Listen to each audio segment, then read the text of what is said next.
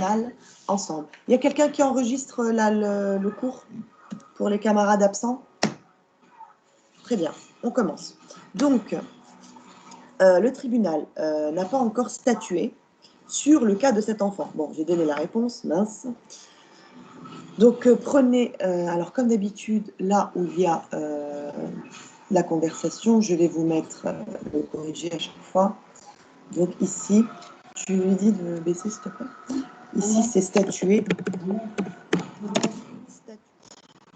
Donc, le tribunal n'a pas encore statué. On vous a dit en fait que c'est de la famille de statut. Donc, le terme qu'il fallait mettre ici, donc c'est statué. Bonjour, pour ceux qui viennent d'arriver, s'il vous plaît, vous ouvrez le document que je vous ai laissé sur Teams. Ce sont des exercices. Les deux documents sont des exercices et on va finir l'année avec ce type d'exercice. Hein. Donc, la phrase suivante. Cette dame est bien élevée. Elle a une grande, la famille de distingués. Est-ce que quelqu'un pourrait répondre? Cette famille est bien élevée. Cette dame, pardon, est bien élevée. Elle a une grande, c'est de la famille de distingués. Allez, c'est pas difficile. Non? Distinction. Oui, très bien. Distinction. Distinction. Et je vous l'écris dans les commentaires. Là, vous avez toujours le corrigé. Hein. Allez, on continue. Trouvez les synonymes. Oui, alors, l'inconvénient, en fait, dans ce type d'exercice, c'est que, premièrement, il est plus difficile de trouver un synonyme dans un contexte, c'est-à-dire dans un texte. C'est pas comme dans une phrase, on a plus de choix. Mais dans cet exercice-là, c'est encore plus difficile parce que regardez l'intitulé. Lisez le texte suivant et cherchez un synonyme à chacun des mots ou groupe de mots en italique. Les premières lettres de ce synonyme vous sont données pour vous aider. Eh bien, je peux vous dire que les premières lettres, justement, ne vont pas automatiquement vous aider puisque les premières lettres qu'on vous donne vous imposeront ce synonyme-là. Alors que vous savez très bien que la langue française, comme la langue arabe ou toute autre langue, est très riche et qu'il y a énormément de synonymes. Sauf que là, vous n'allez pas pouvoir utiliser le synonyme que vous souhaitez, mais ce sera plutôt le synonyme qu'on vous demande, puisqu'on vous a donné les deux premières lettres du synonyme, du mot. Donc. Je prends la lecture du texte. Les rapports sociaux. Les rapports entre partenaires sociaux ne sont pas toujours faciles. Cela tient certes à la nature du litige qui les oppose et au degré de la tension de la situation. Mais cela dépend aussi du tempérament des individus. L'un est d'un naturel peu aimable et prompt à s'emporter. Donc, il est peu aimable et prompt à s'emporter, c'est-à-dire qu'il s'emporte très facilement. Il faut trouver le synonyme d'aimable. Est-ce que vous l'avez? Il n'est pas simple.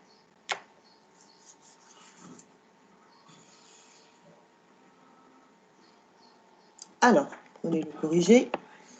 Il est peu amène, on dit. A-M-E-N-E.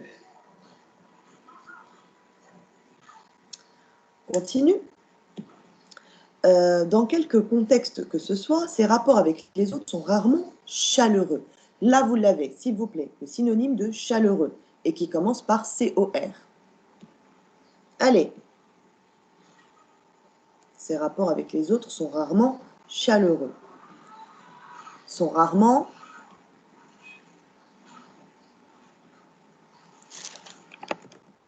cordiaux. Bien sûr, puisqu'on a le pluriel, il faut garder le terme au pluriel. Cordial, cordiaux. Pour peu qu'on lui résiste, il se fâche et use de propos piquants.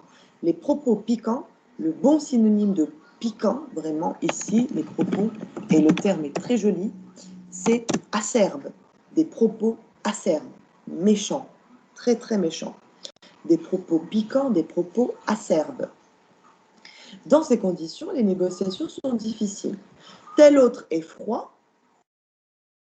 Justement, être froid, le beau synonyme avec D-I-S-T, on dit que cette personne... Oui, très bien, excellent. C'est une personne distante, distant, tout simplement. C'est une personne froide, effectivement. Il est froid, il est distant. Et peu causant. Alors là, on est obligé de mettre ce qu'il demande. On aurait pu trouver d'autres synonymes. Et en plus, ce qu'on nous demande, je trouve qu'ici, c'est vraiment lourd dans le texte. Et peu causant, et peu communicatif. Mais c'est lourd. Causant, peu communicatif. Ce qui fait qu'on a la peine à savoir exactement ce qu'il pense. Tel autre, au contraire, est bavard. Il garde toujours la parole. Alors, garder toujours la parole. Madame, c'est bon, vous me voyez ou quoi? C'est monopoliser la parole. Il monopolise la parole. Et fait de nombreuses remarques hors du sujet. Alors, hors sujet, oui. Une expression ou une remarque hors sujet, on va dire que c'est une digression, s'il vous plaît. Digression. Prenez note, s'il vous plaît. Ça vous fera vraiment des fiches de vocabulaire. Vous êtes censé, normalement, en deuxième année, à l'université, vous êtes censé connaître quand même tous ces termes-là. Et cette fiche est très importante. Pourquoi? Parce que vous allez voir et vous allez remarquer que je l'ai prise, je l'ai bien choisie. Il y aura tous les termes socio-économiques dont vous aurez besoin. Et donc, c'est important puisque bientôt, vous allez entrer dans la vie active. Vous serez de grands ingénieurs. Donc, ces termes-là, il faut absolument que vous les connaissiez quand même. Avec lui, les discussions s'éternisent et s'embrouillent. Il faudrait que le représentant des divers corps sociaux soit des gens clairvoyants. Lucide. Tout à fait, très bien. Effectivement, je vous l'écris. Là, c'est lucide. Tout à fait. Maintenant, calme. Le terme est un peu compliqué, mais le synonyme de calme, c'est pondérant. Voilà. Pondérant. Donc, on répète, il faudrait que les représentants des divers corps sociaux soient des gens donc, lucides, pondérants et capables. Être capable, donc, le synonyme, qu'est-ce qu'on peut mettre? Quelqu'un qui est capable. Oui, tout à fait. Compétent, effectivement. Et donc, je vous le mets. C'est compétent. Très, très bien. Donc, il faudrait aussi qu'il soit formé à ce type de relations humaines, que sont les conflits sociaux. Les gens sont là, bien souvent, pour s'arranger, non pour se battre. Alors, ici encore, le synonyme qu'on nous demande me paraît mal placé. Je n'aurais pas mis celui-là, personnellement. Mais bon, là, ici, il souhaiterait que l'on mette négocier. Sauf que, pour moi, il y a un anachronisme avec ce terme ici, parce que les gens sont bien, sont là bien souvent pour s'arranger, non pour se battre. C'est-à-dire qu'il y a une entente, on s'arrange, il y a une entente entre les gens, d'accord? Par contre, ici, ce qu'on nous demande de négocier, on a l'impression que, voilà, c'est question d'argent, il y a une négociation, enfin, voilà, bref. Continue. On passe à l'exercice d'après, s'il vous plaît. Alors, pareil, on lit le texte, puis vous devez proposer une définition des mots qui figurent à la suite du texte. Et ce n'est pas simple. Ce n'est pas simple de donner une définition. En plus, dans un contexte. Alors, bien entendu, ce que je vous conseille, si vous avez ce type d'exercice le jour de l'examen, c'est de lire les termes déjà qu'on vous donne. On a rentable, émolument, produit national brut, expansion, investissement, et voilà, expansion et investissement. Donc, cinq petits termes qui sont dans le texte, bien entendu, et qu'il faudra définir.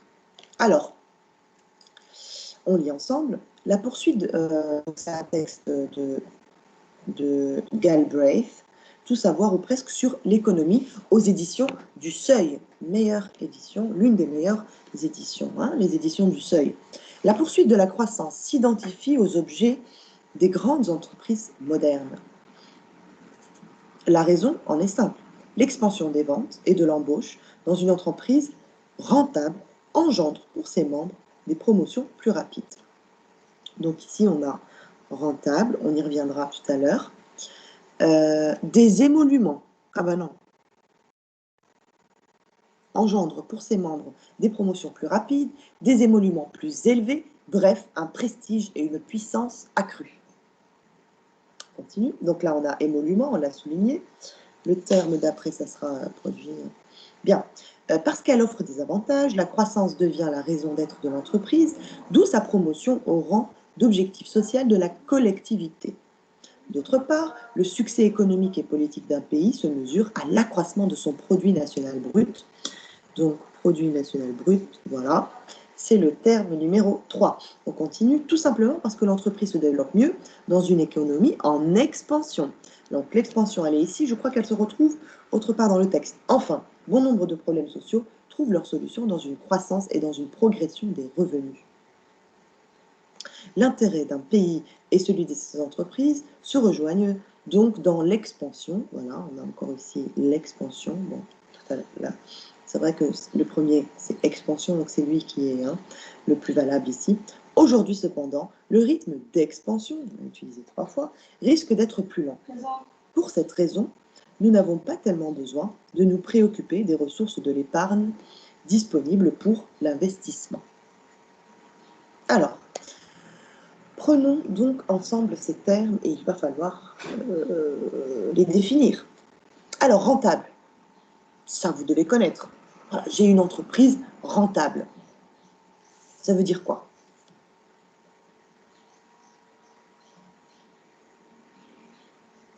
Qui me fait gagner de l'argent.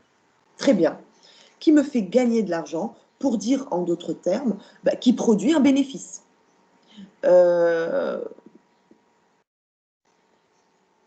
Qui me fait gagner un profit. On peut parler de ça. Donc, produit un bénéfice, qui produit un bénéfice ou bien qui me fait gagner du profit. Le profit, bien sûr, c'est de l'argent. Elle est rentable, effectivement. Si elle n'était pas rentable, on dirait que l'entreprise est en faillite, hein, le contraire. Alors, maintenant, deuxième terme, celui-ci, je ne pense pas que vous le connaissez, il est un peu compliqué, émolument. En fait, on va dire que c'est le gain d'argent. C'est-à-dire, eh bien, les émoluments, ce sont des actifs, c'est un salaire, le gain d'argent, comme je viens de vous le dire, émolument.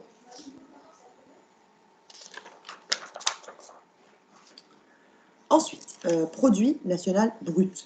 Bien sûr, là, tout le monde pratiquement connaît ce que c'est que le produit national brut.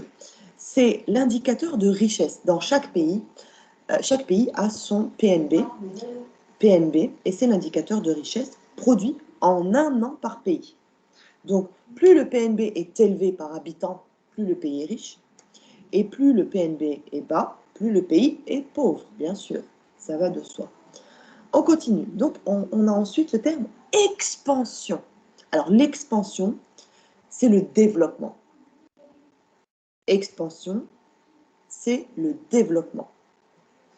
Donc, on avait lu ici dans le texte, voilà, se développe mieux dans une économie en expansion, une économie en développement, une économie, on peut dire, florissante, d'accord? En développement, florissante, etc. Dernier terme, investissement. Alors l'investissement ici, c'est vraiment la valeur des biens acquis. Valeur des biens acquis. L'investissement, valeur des biens acquis.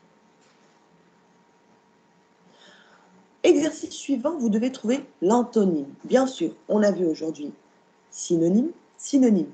Ils ont un même sens. Antonyme, ils ont des sens contraires.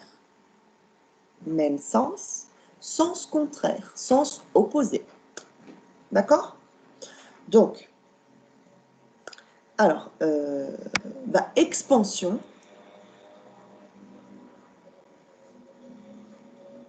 Qu'est-ce qu'on pourrait mettre? Vous avez une idée? L'expansion d'une entreprise, c'est qu'elle est florissante, elle est grandissante. Le contraire, très très bien, très très bien, c'est la récession, effectivement. Excellent. Ensuite, rentable. Cette entreprise, elle est rentable. Le contraire, oui, j'ai pu l'entendre. Déficit. Mais déficit, excellent. Donc, elle est déficitaire, on peut dire, A-I-R-E, ou elle est en déficit. Donc, c'est la chute, elle n'est pas... voilà, elle est en faillite, tout simplement. On continue. Exercice petit 3, c'est écrit « Cherchez le nom qui a le sens suivant. Fait d'employer des capitaux ou améliorer la production d'une entreprise. » Le fait d'employer des capitaux. Bien sûr, comme c'est un nom, on va écrire un investissement. Ensuite, on nous demande le verbe qui correspond à un investissement. Voilà le type d'exercice, hein, très simple. Un investissement, le verbe, bien entendu, c'est investir. Donc, je vous écris ça. Un qui a pour verbe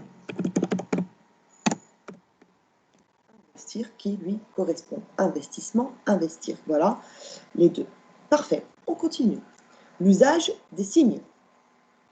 Dans le texte précédent, vous avez découvert l'expression produit national brut. On la désigne souvent par le sigle PNB. D'accord?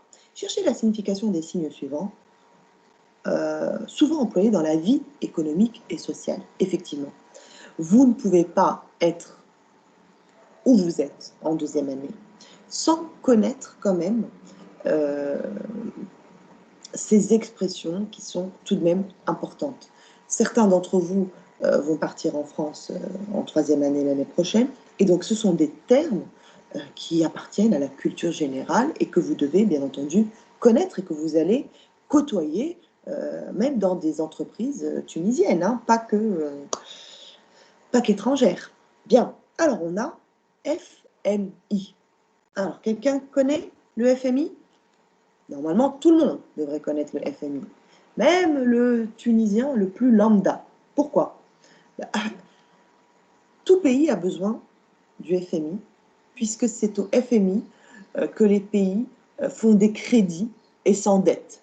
La Tunisie, surtout, était moins endettée avant la Révolution, mais depuis la Révolution jusqu'à aujourd'hui, tous les gouvernements qui se sont succédés en Tunisie n'ont pas arrêté de faire des prêts bancaires que les générations futures vont rembourser, bien entendu. Ce n'est pas des dons, c'est des prêts bancaires. Et voilà. Et donc, et on fait un prêt bancaire au FMI, qu'on appelle le Fonds monétaire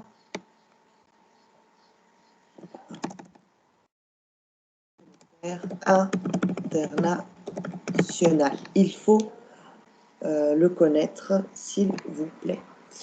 Alors, là, ici, Fonds monétaire international. Je vous le mets, comme d'habitude, au niveau de la conversation, pour ne pas commettre d'erreur, s'il vous plaît. Le Fonds monétaire international, le FMI, on doit le connaître. On passe à l'OCDE. Alors, ici, l'OCDE. L'Organisation de coopération et de développement économique. Très bien, tout à fait. C'est l'organisation de coopération. Je vous mets ça dans la conversation. Organisation de coopération et de économique. Pourquoi est-ce que ça n'écrit pas? Ah, ça m'énerve. Organisation de coopération.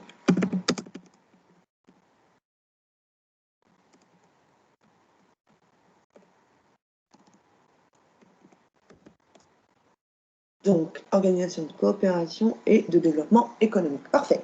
Donc ça, c'est l'OCDE, effectivement. Et puis, si vous ouvrez une entreprise à l'étranger ou quoi que ce soit, eh bien, vous pourrez faire appel, bien sûr, à cette organisation, à l'OCDE. Ensuite, là, c'est le SMIC.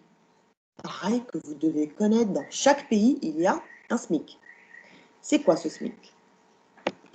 Quelqu'un connaît?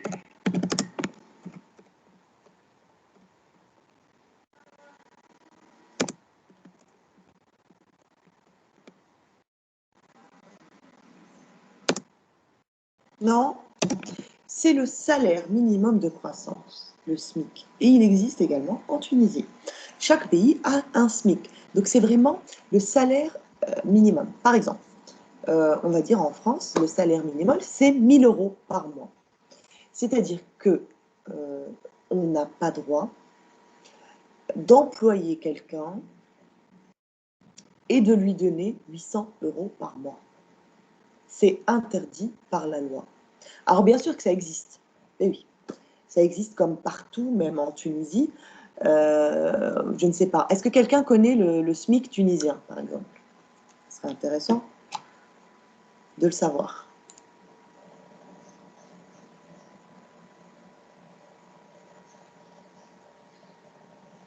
Alors, bah, on va essayer de le chercher.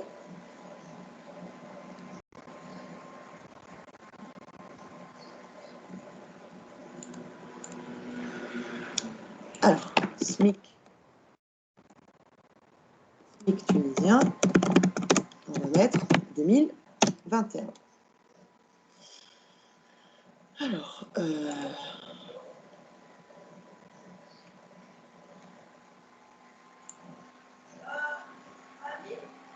le SMIC tunisien,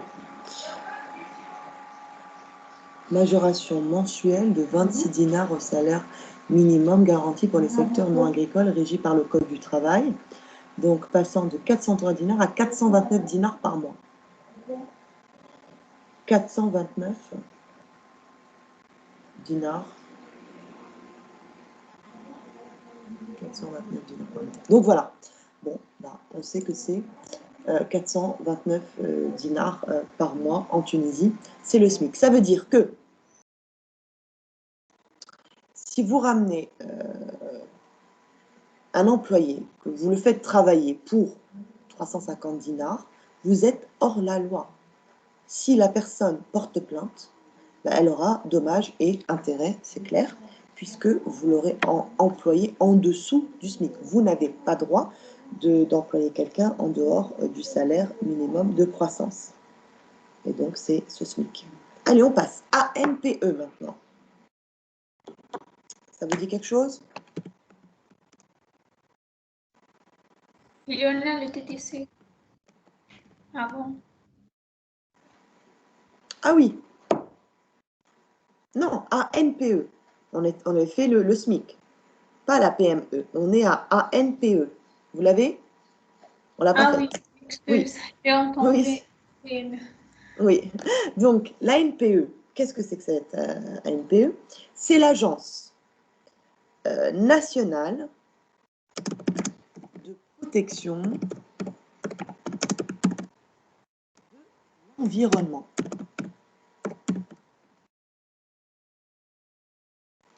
Donc, l'Agence nationale de protection de l'environnement, c'est l'ANPE. Agence nationale de protection de l'environnement, ANPE. On passe. TTC. Normalement, ça, vous connaissez. Taxes comprises.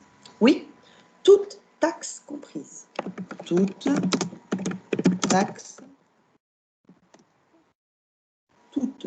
comprises. Parce qu'il y a hors taxe aussi. On achète des choses hors taxe. On peut, quand on voyage à l'étranger, etc., on va acheter des choses hors taxe. Et par contre, parce qu'on n'habite pas dans ce pays-là, mais toutes taxes comprises, donc TTC. PME maintenant. Et moyennes entreprises. Tout à fait. Donc c'est petite et moyenne.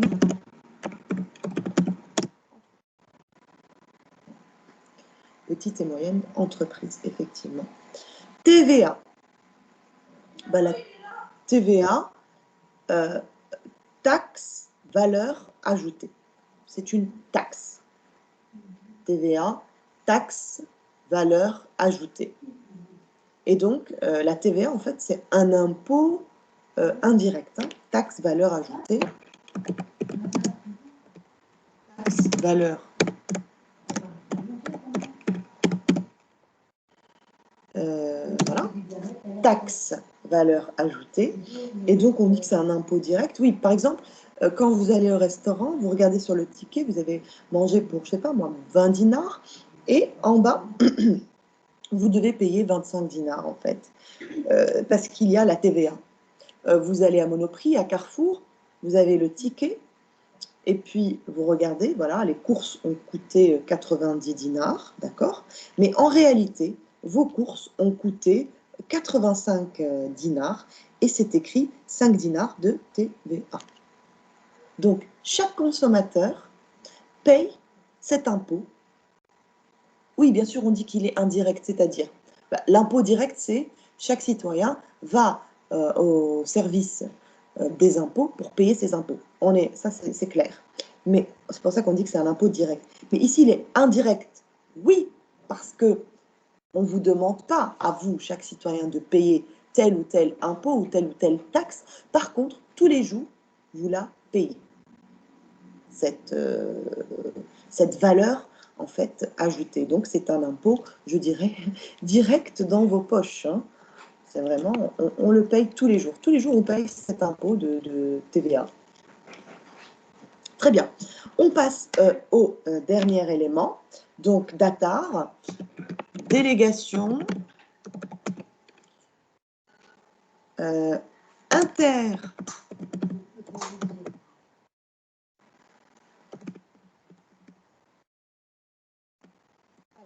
Délégation interministérielle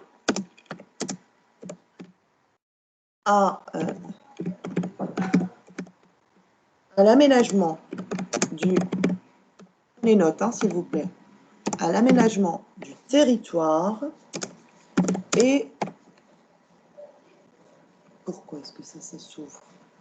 Oh, c'est pas possible. Alors, voilà. Délégation interministérielle à l'aménagement du territoire et à l'attractivité régionale. Et à l'attractivité régionale. Et à l'attractivité régionale. C'est bon?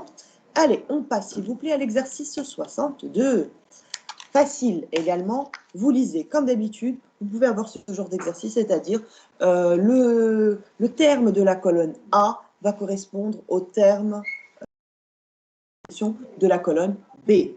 Donc, je vous lis l'intitulé. Toujours lisez bien les intitulés, s'il vous plaît, pour ne pas vous tromper. Bien. À chaque expression proposée dans la colonne A, correspond une définition dans la colonne B, reliez-les par une flèche. Rien de difficile. Donc, et puis on peut faire aussi par élimination. C'est-à-dire qu'il y a des choses qu'on sait, on va faire tout de suite les flèches, et puis après, bon, ce qui reste, on va réussir à trouver quand même ce qui va rester. C'est toujours ça, hein. Il y en aura toujours moins si on fait par, justement, si on fait tout ça par élimination. Alors, on commence. Faire jurisprudence. C'est pas simple. C'est pas simple, je vais vous le donner. Et après, on fera par élimination hein, pour les autres. Donc, faire jurisprudence, en fait, c'est faire autorité en interprétant la loi. Faire jurisprudence, c'est faire autorité en interprétant la loi.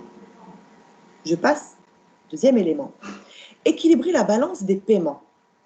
Là, à vous de le trouver. Équilibrer la balance des paiements. On équilibre une balance. Allez.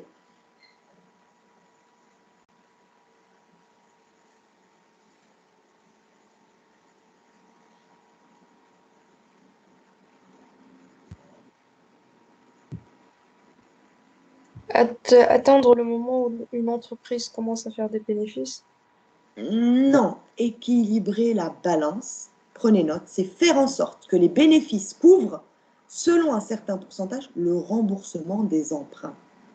Je répète, faire en sorte que les bénéfices, c'est ce qu'on gagne, on a dit, selon un certain pourcentage, couvrent pratiquement, ça sera à peu près égal avec le remboursement des emprunts.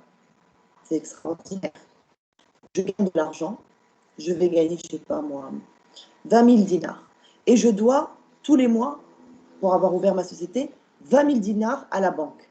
Ben, j'ai rentré les 20 000 dinars, ils sont, et je les donne à la banque pour l'emprunt. C'est donc l'équilibre de la balance des paiements. Il y a un équilibre, pas un déséquilibre. D'accord? On continue. Atteindre le seuil de rentabilité. C'est là. Qu'est-ce que ça veut dire rentable? On l'a vu tout à l'heure. C'est rentable, c'est qu'on a gagné.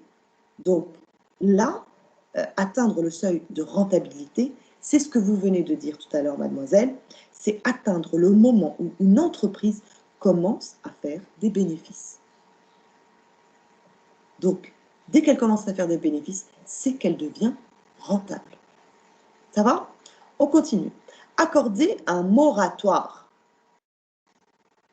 Ça, celui-ci, vous ne le connaissez sûrement pas. Je vous le donne, comme ça vous l'aurez. C'est établir les règles d'un accord. Un moratoire, c'est établir les règles d'un accord. Je répète, le moratoire, établir les règles d'un accord. Ensuite,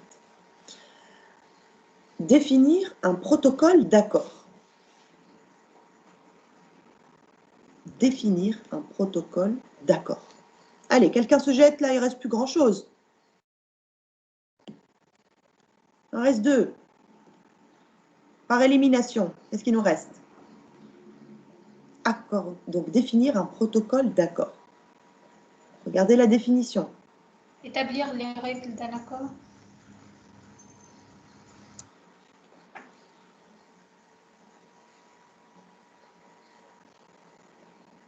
Alors, établir les règles d'un accord, on l'a déjà dit.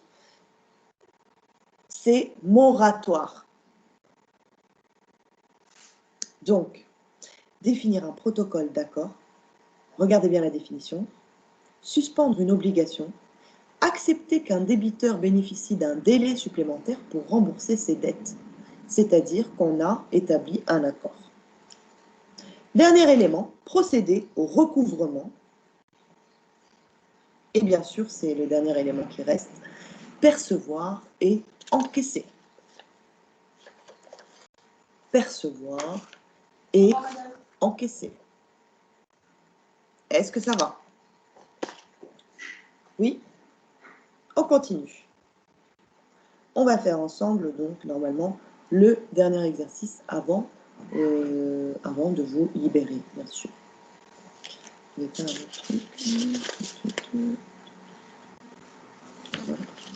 Alors, pareil, ici, regardez bien l'exercice. En regard de chacun des mots suivants, vous trouverez 2 définitions. Encadrez celle qui correspond au mot et essayez de trouver le mot correspondant à l'autre. C'est-à-dire, il y a un terme, 2 définitions. Vous devez dire que ce mot, ce terme, correspond à l'une des 2 définitions. Et bien entendu, vous devez proposer un second terme qui, lui, sera et correspondra à la définition, à la deuxième définition qu'on vous a donnée. Pas simple. Pas simple cet exercice, pas simple du tout. Allez, on commence. Le terme, c'est compromis. Qu'est-ce qu'un compromis alors? Est-ce que c'est le fait de s'impliquer dans une action malhonnête par laquelle on court le risque de nuire à sa propre réputation? Ou est-ce que c'est le compromis, accord obtenu par des concessions faites par chacun des parties en présence? À votre avis? B. Un accord. Oui, très bien, excellent. En même temps, vous avez une chance sur 2. Hein? C'est pas... Donc oui, effectivement, c'est le B.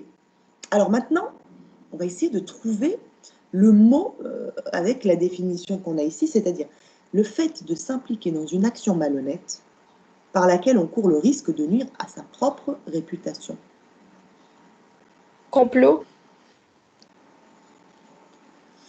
Alors attendez, fait de s'impliquer dans une action malhonnête par laquelle on court le risque de nuire à sa propre réputation. Complot. Ça correspond peut-être au début de la définition, mais pas avec nuire à sa propre réputation. Non. On va plutôt prendre le terme, je suis sûre que vous le connaissez, c'est compromettant. Là, je me suis retrouvée dans une affaire très compromettante, et c'est-à-dire que ma réputation à moi est en jeu, donc voilà, ici compromettant. On passe à la suite. Allez, on reste concentré, on a bientôt terminé. Procédure. Est-ce que c'est procédure? Méthode utilisée pour instruire une affaire devant les tribunaux pour obtenir un résultat donné? Ou est-ce que c'est façon d'agir à l'égard d'autrui ou méthode employée pour parvenir à un certain résultat?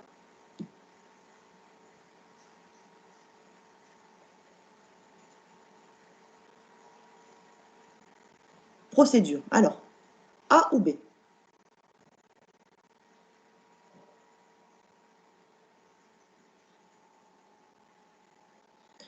Je vais entamer une procédure juridique, s'il vous plaît. C'est ça le terme. La procédure, elle est en rapport avec la justice. Procédure, justice. D'accord? Et je vais utiliser différents procédés pour agir avec X ou Y. Donc, procédure, ça correspond à la définition A. Définition B, je viens de vous le dire, c'est procédé. Façon d'agir à l'égard d'autrui ou méthode employée pour parvenir à un certain résultat. Il a utilisé différents procédés. On passe. Plus-value, abondance extrême, excès, ou accroissement de la valeur d'un produit, d'un bien. Il a une plus-value. Le terme est très commun. Alors, A ou B, plus-value? B, tout à fait. Par exemple, quand on achète, on dit que l'immobilier est ce qui aura, jusqu'à la nuit, la fin du monde, c'est ce qui aura le plus de plus-value, en fait. Pourquoi? Parce qu'aujourd'hui, vous achetez un appartement à 300 000 dinars, eh bien, dans 10-15 ans, vous le vendrez à 400 000. Donc, il aura augmenté. S'il y a bien quelque chose qui augmente toujours, c'est l'immobilier. Et c'est pourquoi on parle de plus-value. Plus-value, ok? Donc, effectivement, je pense que la plus-value la plus importante est celle qu'on retrouve dans l'immobilier, effectivement. On continue. Donc, l'accroissement de la valeur d'un produit et d'un bien, donc c'était plus-value, et l'abondance extrême, l'excès. Alors là, vous le notez, c'est, vous connaissez, mais c'est la profusion. Continue. Maintenant, amortissement. Est-ce que c'est la répartition dans le temps d'une charge financière correspondant au remplacement de quelque chose, l'amortissement, machine, appareil, ou bien emploi de capitaux nouveaux pour augmenter la production d'une entreprise? Qu'est-ce qu'un amortissement?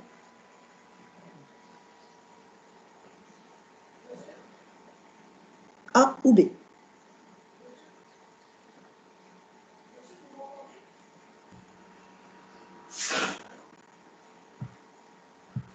Répartition dans le temps de charge. Oui, tout à fait. L'amortissement, c'est la répartition dans le temps, s'il vous plaît. Et donc, l'emploi de capitaux nouveaux pour augmenter la production d'une entreprise, là, c'est l'investissement. D'accord? Notez-le bien, c'est l'investissement.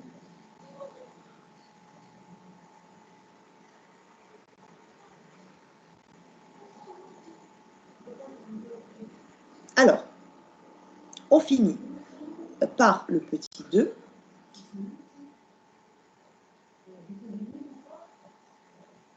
On finit cet exercice, s'il vous plaît, rapidement. Retrouvez les mots qui correspondent aux définitions suivantes. Décision de tribunal qui peut servir de référence dans le règlement des litiges. Les litiges, on avait dit que c'était le règlement des problèmes. Décision de tribunal qui peut servir de référence dans le règlement des litiges. On appelle ça la jurisprudence.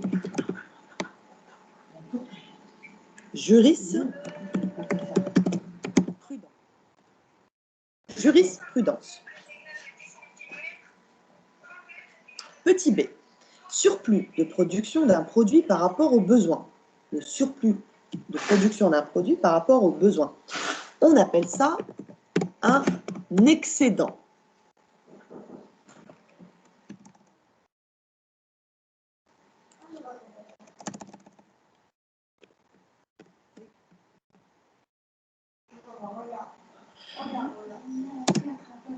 Excédent.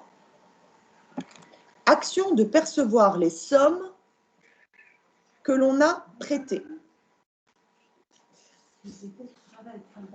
Eh bien, ici, c'est reconnaissance. C'est la reconnaissance de dette. Action de percevoir les sommes que l'on a prêtées, c'est une reconnaissance de dette. Voilà les GL. Nous avons terminé pour aujourd'hui. Alors, je vous souhaite bien sûr une très bonne semaine, puisqu'on n'est que mardi et que vous avez encore toute la semaine devant vous. Je vous remercie de votre attention. Prenez soin de vous. Quoi d'autre à vous dire? Comme d'habitude, on n'oublie pas de remercier le cuisinier ou la cuisinière qui vous prépare de délicieux repas tous les soirs. Et puis, je vous souhaite un très bon appétit par la même occasion. Et voilà, à bientôt. Merci.